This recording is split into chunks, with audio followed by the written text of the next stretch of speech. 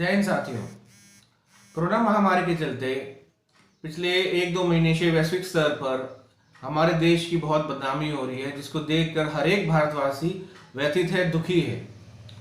हम सब लोग इस देश को प्यार करते हैं, इस देश को बढ़ना देखना चाहते हैं, लेकिन किन कारणों से, किसकी वजह से, क्या हुआ, इन सब पे बहुत सारी चर्चाएं हो चुकी हैं, बहुत सारी बातें हो चुकी हैं। मैं आप सभी का ध्यान एक अन्य पक्ष की ओर दिलाना चाहता हूं। जो आप लोग को सही लगे तो डेफिनेटली उस पर आप बात करिएगा, उसको शेयर करिएगा आगे और लोगों से चर्चा करिएगा।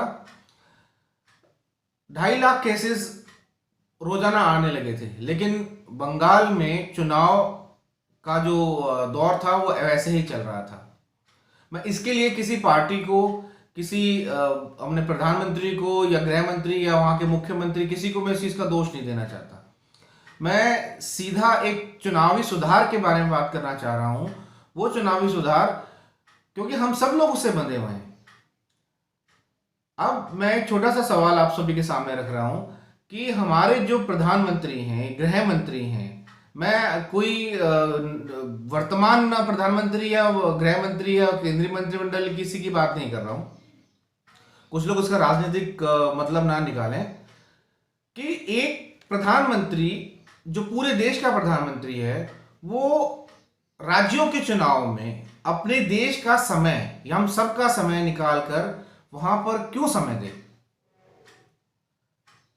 एक देश का प्रधानमंत्री पूरे देश का प्रधानमंत्री है। वो किसी एक पार्टी से या कुछ लोगों के लिए तो प्रधानमंत्री नहीं है।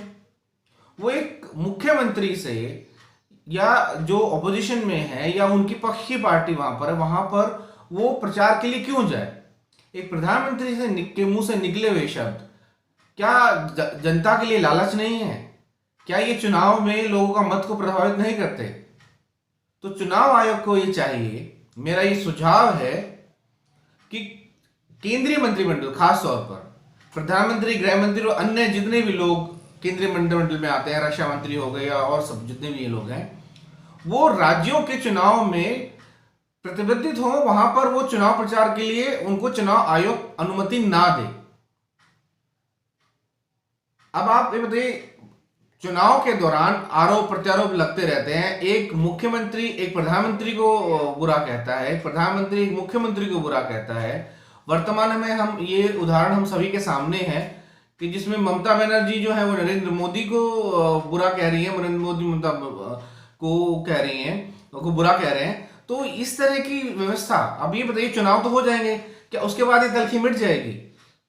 कितनी जगह हम लोगों ने देखा है कि जो हमारे प्रधानमंत्री के एक सॉफ्ट या बढ़िया रिलेशंस जो है राज्य के मुख्यमंत्री के साथ नहीं, राज्य के मुख्यमंत्री जो है प्रधानमंत्री से बात करते टाइम कंफर्टेबल फील नहीं करते। पार्टी, चुनाव हो गया, पार्टी जीत गई, केंद्र में उनकी सत्ता है, वो देश के लिए है। हमारा जो संघीय ढांचा है, हमारा जो सिस्टम है, फेडरल सिस्टम है, उसके अंदर राज्य अपने प्रत्येक क्षेत्र का विकास करने के लिए सक्षम है। हमारी जो केंद्र की जो जिम्मेवारियां हैं वो अलग हैं, वो आर्थिक नीतियां हैं, वो रक्षा सौदे हैं, वो देश की और विदेश नीति को लेकर है।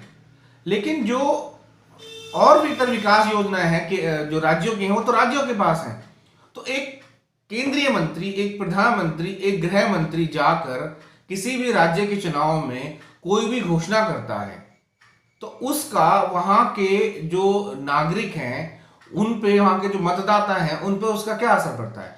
चुनाव आयोग ये कहता है कि भाई किसी तरह का लालच और किसी तरह का प्रलोभन या किसी तरह का डर नहीं होना चाहिए वोट देते टाइम। लेकिन जब एक प्रधानमंत्री, एक पूरे देश का प्रधानमंत्री, जो एक बहुत शक्तिशाली इंसान हमारे देश में है, वो अगर राज्यों के चुनाव में प्रचार करता है और केंद्र की जिम्मेवारियां को का समय, जो अगर हम वर्तमान का उदाहरण ले लें तो हमारे प्रधानमंत्री साहब जिस समय चुनाव की रैलियों में बंगाल में गए हुए थे, उस समय 2.5 लाख केसेस आने शुरू हो गए थे। तो हमारे एक जो काफी जो बड़ा हादसा हमारे सैनिकों के साथ हुआ, जो मारे गए। तो इस तरह की चीजें जो हैं, हमारे जो गृह मंत्री हैं या हमारे प्रधानमंत्री या अन्य जो भी केंद्रीय मंत्रिमंडल के लोग हैं, उनका पूरा समय पूरे देश के लिए होना चाहिए। ना कि एक पार्टी के लिए, ना ही एक राज्य के लिए, चाहे वो राज्य में उनकी सरकार हो या उनकी सरकार ना हो। लेकिन एक प्रधानमंत्री पूरे देश का प्रधानमंत्री है, वो राज्यों में जाकर देश का जो समय है, देश की जनता के लिए जो समय है, उसको खराब नहीं कर सकते।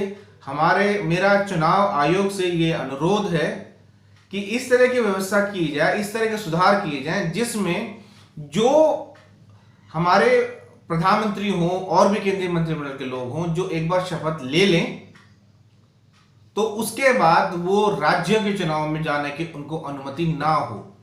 वहां के मतदाताओं को वो अपने पद से प्रभावित ना कर सकें। देश के लिए जो अन्य जिम्मेदारियां हैं उनको वो सही से निर्वाह कर सकें।